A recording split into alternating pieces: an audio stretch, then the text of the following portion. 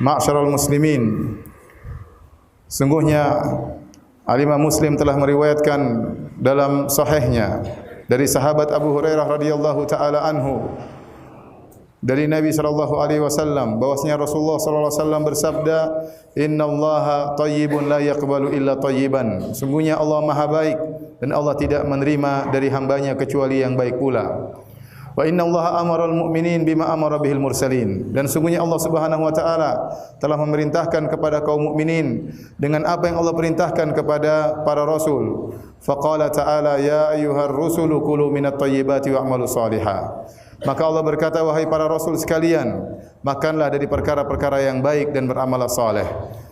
Wa qala ta'ala, dan Allah berfirman kepada orang-orang mukminin, kata Allah Subhanahu wa taala, ya ayyuhalladzina amanu kulu min thayyibati ma razaqnakum. Wahai orang-orang yang beriman, makanlah dari perkara-perkara yang baik yang kami rezekikan kepada kalian. Tsumma dzakara ar-rajula yutilus safar. Kemudian Rasulullah SAW menyebutkan tentang seorang yang telah lama bersafar. Ash'atha akbar, rambutnya semerawut penuh dengan debu. Yamuddu yadayhi ila sama. Orang ini mengadahkan kedua tangannya ke arah langit. Kemudian berkata, ya Rabbi, ya Rabbi. Berdoa kepada Allah dengan menyeru, ya Rabbku, ya Rabbku. Wa mat'amuhu haram. Sementara makanannya dari hasil yang haram. Wa mashrabuhu haram. Dan minumannya dari hasil yang haram. Wa malbasuhu haram. Dan pakaiannya dari hasil yang haram. Wa ghudhiya bil haram. Dan dia kenyang karena hasil yang haram. Fa anna yustajabu lahu. Bagaimana bisa dikabulkan doa orang ini?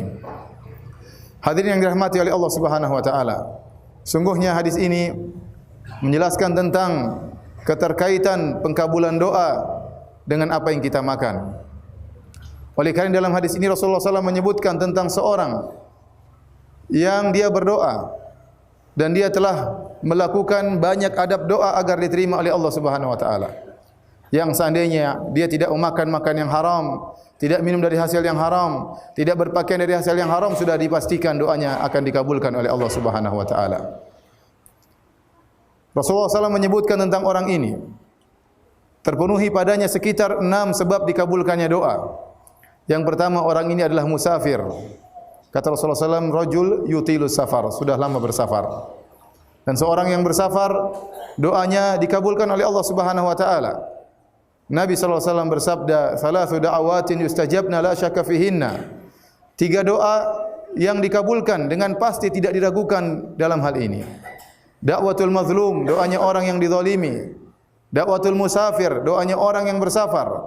Da'watul walid ala waladihi, dan doanya orang tua terhadap anaknya. Doanya orang yang bersafar pasti dikabulkan oleh Allah Subhanahu wa taala. Kenapa orang yang bersafar turun rahmat Allah kepadanya? Diperhatikan oleh Allah Subhanahu wa taala. Kenapa? Dia sedang melakukan perjalanan. Dia sedang menghadapi banyak kesulitan. Kata Nabi sallallahu alaihi wasallam, "As-safaru qit'atun minal adzab." Sungguhnya safar adalah potongan atau bagian dari siksaan, dari kesulitan. Oleh karenanya, orang yang menghadapi kesulitan seperti ini diberi kemudahan oleh Allah Subhanahu wa taala. Dia dibolehkan untuk salat dengan mengqashar, bahkan boleh juga dengan menjamak. Demikian juga dia boleh untuk berbuka tidak berpuasa. Kenapa? Dia sedang bersafar. Dia boleh untuk tidak salat Jumat bersama jamaah. Kenapa? Dia sedang bersafar.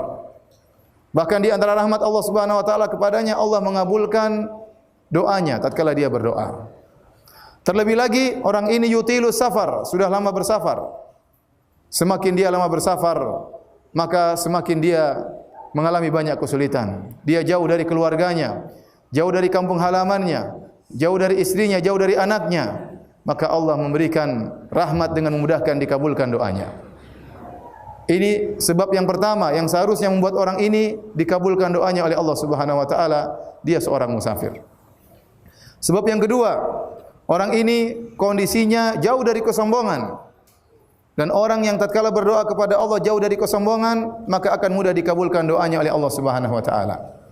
Rasulullah sallallahu alaihi wasallam bersabda, "Wa hal tunsaruna illa bi dhu'afaikum." Dan bukankah kalian ditolong oleh Allah karena orang-orang lemah di antara kalian?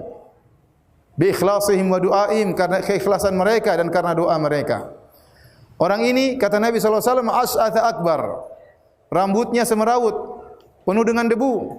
Dia tidak sempat untuk merapikan dirinya. dia tidak sempat untuk berpenampilan yang baik. Tidak seperti orang-orang yang angkuh, yang memakai baju sebagus-bagusnya, kemudian dalam rangka untuk sombong. Bagaimana dia mau angkuh, bagaimana dia mau sombong, sementara penampilannya tidak bisa dia perhatikan. Rambutnya semerawut dengan penuh debu. Dan kondisi seperti ini, kondisi orang jauh dari kesombongan, ini sangat disukai oleh Allah Subhanahu wa taala. Oleh karenanya Rasulullah SAW pernah bersabda, "Rubba asy'atha akbar, madfu'un bil abwab, law aqsama 'ala Allah la abarrahu." Sungguh banyak orang yang rambutnya semerawut dengan penuh debu. Kalau dia mengetuk pintu untuk minta dijamu, untuk bertamu, akan diusir. Kenapa orang tidak menganggap orang ini? Akan tapi kata Nabi, "Law aqsama 'ala Allah la abarrahu." Kalau dia berdoa kepada Allah akan dikabulkan. Kemudian juga Nabi SAW sebutkan bagaimana Allah bangga dengan para jamaah haji yang datang dari jauh kemudian berkumpul di padang Arafah. Kata Allah Subhanahu wa taala kepada para malaikat, "Unzuru ila ibadi ja'uni syu'than gubran." Lihatlah kepada hamba-hambaku wahai para malaikatku. Mereka datang dari jauh menuju kepadaku dalam kondisi rambut mereka semerawut penuh dengan debu. Ushidukum bi anni qad ghafartu lahum. Saksikanlah aku telah mengampuni dosa-dosa mereka. Oleh karenanya orang ini melakukan sebab yang sangat mulia, jauh dari kesombongan, dan doanya sangat mudah dikabulkan. Sebab yang ketiga, orang ini mengadahkan kedua tangannya ke langit. Dan di antara adab doa adalah mengadahkan kedua tangan ke arah Allah Subhanahu wa taala. Dalam hadis Rasulullah SAW bersabda, "Inna Allah hayyun sittir, yastahyi min 'abdihi idza rafa'a yadayhi ilaihi an yaruddahuma sifran." Sungguhnya Allah Subhanahu wa taala malu jika ada hambanya mengangkat kedua tangannya ke arah Allah, kemudian Allah membalikkan kedua tangannya dalam kondisi kosong. Allah akan kabulkan orang yang mengadakan kedua tangannya ke arah Allah Subhanahu wa taala. Dan ini merupakan bentuk seorang menghinakan dirinya di hadapan Allah Subhanahu wa taala.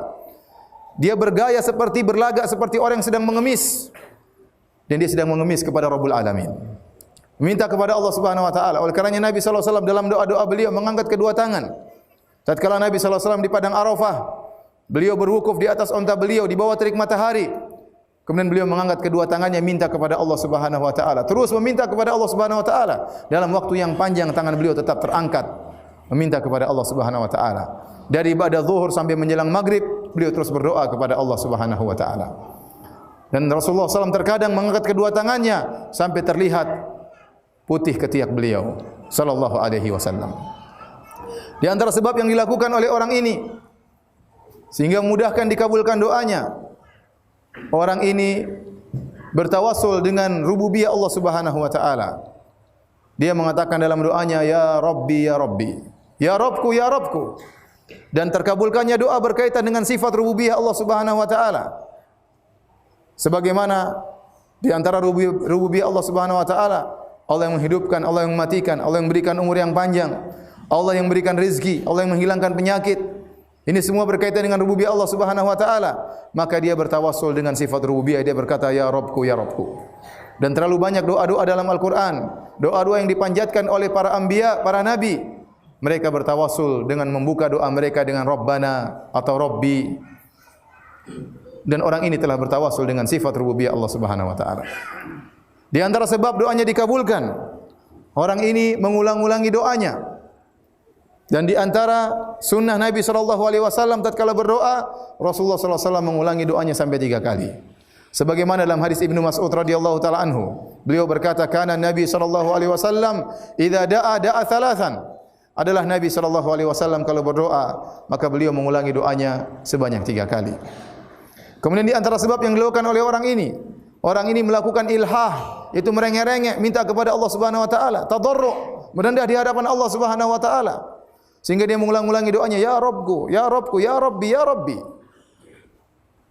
Semua sebab-sebab ini telah dilakukan oleh orang ini. Dan ini sebab-sebab yang mengharuskan doanya dikabulkan oleh Allah Subhanahu wa taala.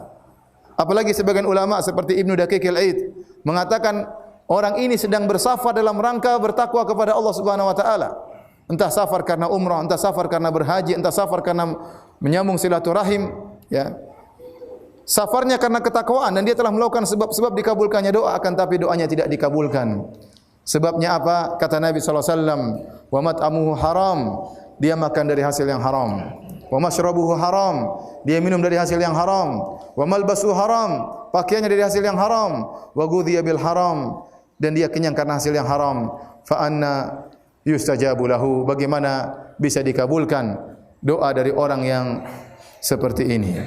Aqulu hadzal qaul wa astaghfirullah li wa lakum wa lisairil mu'minin innahu huwal ghafurur rahim.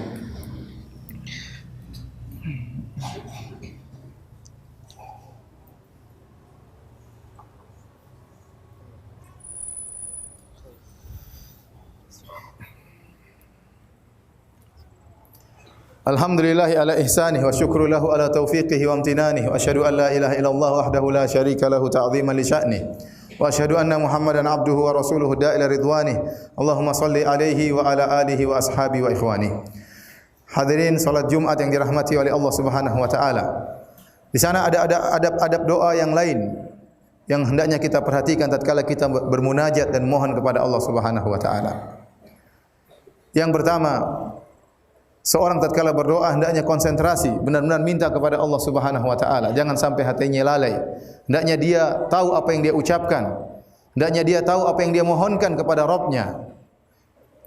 Kata Nabi sallallahu alaihi wasallam, "Ud'ullaha wa antum muqinuna bil ijabah." Berdoalah kalian dan dalam kondisi kalian yakin akan dikabulkan oleh Allah Subhanahu wa taala.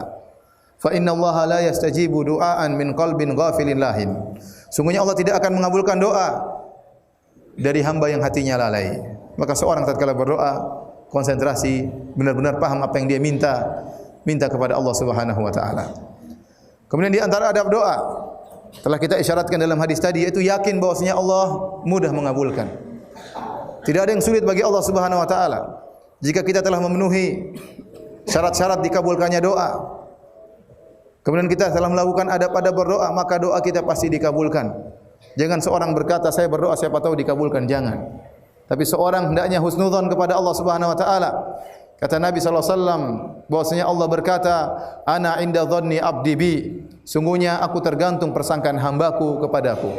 In dhanna khairan falahu wa in dhanna syarran falahu. Kalau dia berprasangka baik kepadaku maka bagi dia kebaikan, dan jika dia berprasangka buruk kepadaku maka baginya keburukan. Maka seorang tatkala berdoa yakin doanya pasti dikabulkan oleh Allah Subhanahu wa taala. Dan husnudzan kepada Allah Subhanahu wa taala. Akan tapi hadirin yang dirahmati oleh Allah Subhanahu wa taala, pengkabulan doa oleh Allah Subhanahu wa taala dalam bentuk salah satu dari tiga bentuk. Sebagaimana sabda Nabi sallallahu alaihi wasallam dalam hadis yang diriwayatkan oleh Abu Sa'id Al-Khudri radhiyallahu anhu dalam Musnad Al-Imam Ahmad. Kata Nabi sallallahu alaihi wasallam, "Ma min muslimin yad'u bi da'watin laisa fiha ithmun wala qati'atur rahim illa a'tahu Allahu biha ihda thalath." Tidaklah seorang muslim berdoa dengan suatu doa yang dalam doa tersebut tidak ada dosa dan juga tidak bertujuan untuk memutuskan silaturahmi, kecuali Allah akan kabulkan doanya dengan salah satu dari bentuk pengkabulan. Imma an yu'ajjila lahu da'watahu. Yang pertama Allah kabulkan langsung doanya sesuai dengan permintaannya. Wa imma an yaddakhiraha lahu fil akhirah. Yang kedua Allah tunda pengkabulannya di akhirat. Wa imma an yasrifa anhu minasu'i mithlaha. Yang ketiga Allah menghilangkan keburukan semisal seperti apa yang dia minta. Oleh karenanya sahabat tatkala mendengar hadis ini mereka berkata, qalu idzan nukthir ya Rasulullah. Kalau gitu kita berbanyak doa karena tidak ada merugi dalam berdoa. Doa pasti dikabulkan. Pengkabulannya terserah Allah Subhanahu wa taala. Allah yang lebih tahu apa yang terbaik buat kita. Yang penting kita berdoa pasti dikabulkan. Maka para sahabat berkata, "Idzan nukthir ya Rasulullah." Kalau gitu kita banyak berdoa ya Rasulullah. Kata Nabi sallallahu alaihi wasallam, "Allahu aktsar." Allah lebih banyak lagi mudah untuk mengabulkan doa kalian. Kemudian tatkala berdoa, selain hati tidak lalai, hendaknya serius minta kepada Allah Subhanahu wa taala. Kata Nabi sallallahu alaihi wasallam, "La yaqulanna ahadukum Allahumma ighfir li in syi'ta." Janganlah salah seorang dari kalian berdoa dengan berkata, "Ya Allah, ampunilah aku jika Kau berkehendak." Kalau Kau mau ampuni, kalau enggak juga enggak apa-apa. "Allahumma arhamni in syi'ta." Ya Allah, rahmatilah aku jika Kau berkehendak. Nabi melarang cara berdoa seperti ini. Liya'zimil mas'alah, hendaknya dia serius tatkala minta. Fa innallaha la mukriha lahu. Tidak ada yang memaksa Allah Subhanahu wa taala. Semuanya mudah bagi Allah Subhanahu wa taala. Kita mungkin malu kalau kita minta kepada makhluk. Kita berkata, "Wahai fulan bantu saya kalau memang mudah bagimu." Tapi kalau enggak juga enggak apa-apa. Itu kalau kita minta kepada makhluk, karena kita tahu makhluk tersebut memiliki banyak keterbatasan. Ya, kemampuan finansialnya terbatas, hartanya terbatas. Hari ini mungkin dia kasih kita, besok dia kasih kita, lusa mungkin dia sudah tidak bisa kasih lagi. Tapi ingat, kita sedang meminta kepada Rabbul Alamin, penguasa alam semesta ini. Yadullahil mal'a, yang tangan Allah senantiasa berinfak tiada henti-hentinya. Tidak ada kekurangan dari Allah Subhanahu wa taala kalau Allah memberikan. Kata Nabi sallallahu alaihi wasallam, kalau seluruh manusia alaskanu ala su'aidin wahid, semuanya berkumpul dalam satu dataran, kemudian minta kepada Allah Subhanahu wa taala, kemudian Allah kabulkan seluruh permintaannya, maka tidak akan mengurangi kekayaan Allah sama sekali. Oleh karenanya kalau minta kepada Allah tidak perlu malu. Kalau minta kepada makhluk kita malu, minta kepada Allah jangan malu. Minta, ya Allah, berikanlah kepada hamba-Mu ini, anugerahkanlah kepada aku, rahmatilah aku. Jangan ragu-ragu. Karena tidak ada yang susah bagi Allah Subhanahu wa taala. Tidak ada susah bagi Allah untuk mengabulkan permintaan kita. Idza arada syai'an an yaqula lahu kun fayakun. Jika Allah berkehendak tentang sesuatu, Allah tinggal mengatakan jadi, maka jadilah. Oleh karenanya para anbiya mereka berdoa kepada Allah Subhanahu wa taala di saat-saat yang genting, yang sepertinya mustahil untuk bisa berhasil. Tetapi tidak ada kemustahilan bagi Allah Subhanahu wa taala. Lihatlah Nabi Yunus alaihi salam. Kata Allah, "Wa dhannuni idh dhahaba mughadiban fa dhanna an lan naqdira alaihi fanada fi dhulumat alla ilaha illa anta subhanaka inni kuntu minadh dhalimin." Nabi Yunus alaihi salam tatkala meninggalkan kaumnya karena kaumnya tidak mau beriman. Kata Allah, dia menyangka kami tidak akan menyulitkannya. Kemudian tiba-tiba dia ditelan oleh ikan paus, sehingga dia berada dalam kegelapan. Kata Allah, fanada fi dhulumat, dia berada dalam kegelapan. Kegelapan lautan, kegelapan malam dan kegelapan perut ikan paus. Siapa yang bisa mendengar permohonan Yunus dalam kondisi seperti ini? Dalam tiga kegelapan. Siapa yang bisa melihat dia? Siapa yang bisa mendengar rintihannya? Kecuali Allah Subhanahu wa taala. Siapa yang bisa menolongnya? Kecuali Allah Subhanahu wa taala. Maka dia mengatakan, la ilaha illa anta subhanaka inni kuntu minadh dhalimin. Dia mengakui, ya Allah, tidak ada yang berhak disembah kecuali Engkau, ya Allah. Sungguhnya aku termasuk orang-orang yang berbuat kezaliman. Maka Allah pun menolong Nabi Yunus alaihissalam. Nabi Muhammad sallallahu alaihi wasallam dalam perang Badar, tatkala musuh berjumlah 1000 orang sementara pasukan kaum muslimin cuma 315. Maka Nabi sallallahu alaihi wasallam berdoa dengan doa bermunajat, mengangkat kedua tangannya sampai ridanya, selendangnya mau jatuh. Sampai Abu Bakar juga menemani Nabi berdoa. Dan Abu Bakar sudah selesai berdoa, Nabi belum selesai berdoa. Kata Abu Bakar kepada Rasulullah sallallahu alaihi wasallam, kasihan melihat Nabi yang terus berdoa. Ya Rasulullah, ba'dha munajatika ya Rasulullah. Ya Allah, ya Rasulullah, cukuplah sebagian doamu. Allah akan kabulkan.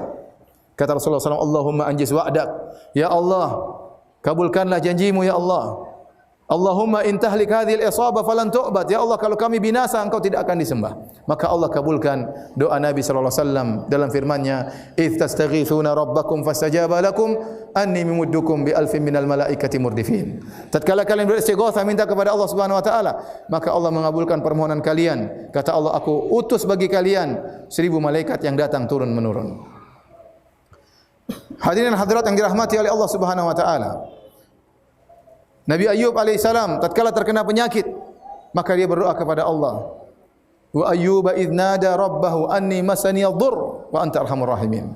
Tatkala Nabi Ayyub berkata kepada Rabbnya, ya Allah, aku mengalami penderitaan dan Kau adalah zat yang Maha Pengasih lagi Maha Penyayang. Maka Allah kabulkan, Allah hilangkan penyakitnya. Oleh karena jangan pernah kita meremehkan doa. Sebagaimana perkataan Imam Syafi'i rahimahullahu taala, atahza bid-du'a'i wa tasdarihi wa ma tadri ma sana'ad du'a'u. Apakah kau meremehkan doa? Kau menganggap remeh doa dan kau tidak tahu apa yang bisa dilakukan oleh doa. Doa itu adalah senjata utama seorang muslim, bukan senjata terakhir para hadirin. Seorang menjadikan doa adalah senjata utamanya dan Allah selalu membuka pintu langitnya. Setiap hamba meminta, maka pasti Allah mendengar. Allah Maha mendengar. Maka jangan pernah ragu untuk minta dan berdoa kepada Allah Subhanahu wa taala. Nabi sallallahu alaihi wasallam kana idza hazabahu amrun fazi'a ila salat. Kalau ada perkara yang menggelisahkan Nabi, yang menyusahkan Nabi, Nabi langsung salat. langsung bermunajat, langsung berkeluh kesah kepada Allah Subhanahu wa taala, langsung minta kepada Allah Subhanahu wa taala. Senjata yang paling utama milik seorang mukmin. Kemudian yang terakhir para hadirin yang dirahmati Allah Subhanahu wa taala, jangan lupa memilih waktu-waktu yang tepat untuk mohon kepada Allah Subhanahu wa taala. Di antara waktu yang sangat mustajab, waktu yang sangat mustajab adalah seorang berdoa tatkala di sepertiga malam yang terakhir.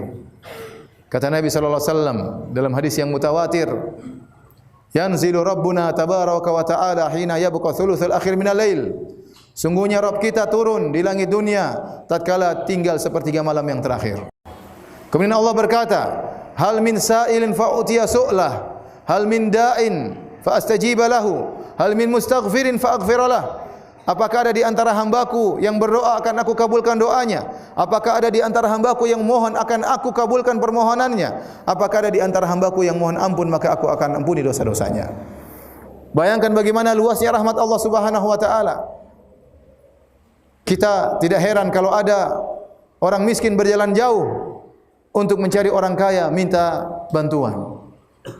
Tapi kita heran tatkala ada orang kaya yang buka pintunya dan persilahkan orang miskin untuk meminta darinya. Dan kita lebih heran lagi terhadap Rabb kita yang maha kaya, yang turun ke langit dunia mencari-cari hambanya, si kaya mencari si miskin. Dengan begitu kebaikannya, bagaimana kita tidak tertarik untuk mohon kepada Allah Subhanahu wa taala? Allah mencari-cari hambanya. Saatnya kita cari muka kepada Allah Subhanahu wa taala. Tatkala manusia semuanya sedang lelap tertidur, kata Nabi sallallahu alaihi wasallam, "Shallu bil laili wan nasu niyam, tadkhulul jannata bisalam." Salatlah kalian tatkala orang-orang sedang tidur, niscaya kalian akan masuk surga dengan penuh keselamatan. Allah sedang mencari hamba-hambanya, maka mohonlah kepada Allah di saat-saat tersebut. Pasti dan yakinlah Allah Subhanahu wa taala akan mengabulkan doa hambanya yang mohon di waktu tersebut. Inna Allaha malaikatahu yusalluna ala nabi ya ayyuhalladzina amanu sallu alaihi wa sallimu taslima. Allahumma salli ala Muhammad wa ala ali Muhammad kama sallaita ala Ibrahim wa ala ali Ibrahim innaka Hamidum Majid. Wa barik ala Muhammad wa ala ali Muhammad kama barakta ala Ibrahim wa ala ali Ibrahim innaka Hamidum Majid. Allahumma ighfir lil muslimina wal muslimat wal mu'minina wal mu'minat al ahya'i minhum wal amwat innaka sami'un qaribun mujibu da'wat wa ya qadhiyal hajat. Allahumma ati nufusana taqwaha wa zakkiha anta khairu man zakkaha anta waliyuha wa maulaha. Allahumma inna nas'aluka al-huda wat-tuqa wal-afafa wal-ghina. Rabbana zalamna anfusana wa illam taghfir lana wa tarhamna lanakunanna minal khasirin. Allahumma aslih ulata umurina. Allahumma aslih ulata umurina. Allahumma aslih ulata umurina. Rabbana atina fid dunya hasanah wa fil akhirati hasanah wa qina adzaban nar wa aqimus salat.